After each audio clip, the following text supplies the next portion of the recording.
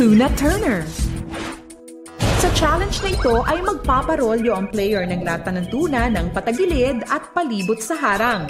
Dapat ay matamaan ang lahat ng mga bote na nasa kabilang side ng harang. Pag nagawa mo ito in 60 seconds, ikaw na ang pinakabagong milyonaryo. Kailangan natin gawin isa-isa pagpapagulong sa mga tuna cans, bawal lumampas sa iyong hoop marker. 4 na bote yung kailangan mo mapatumba sa kabilang side. Okay? Pero pag nagawa naman yun in 1 minute, 1 million pesos.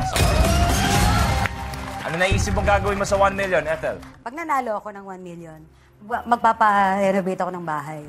Okay. Oo. Kasi lumalaki na yung family namin. Eh, di ba yung tradition natin, mga Filipino, Lahat sa atin palagi. oo, lahat, gano'n, oo.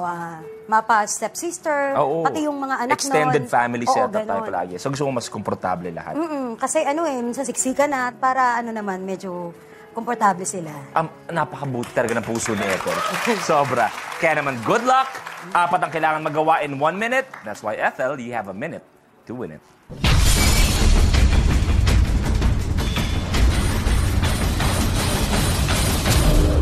The game begins in 3, 2, 1. Go! Pagilid! Wide, wide. Pagilaan! Mas lumapit na. Pagilid! Palayo!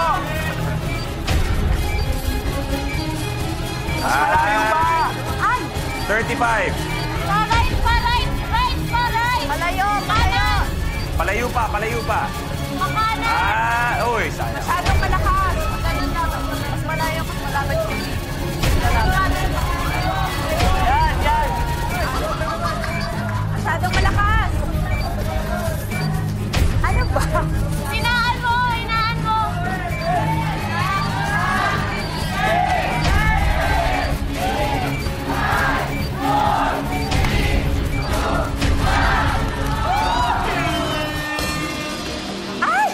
Time's up. Hindi nagawa ni Ethel ang ultimate challenge. Game over. Pero meron pa rin siyang 50,000 pesos. At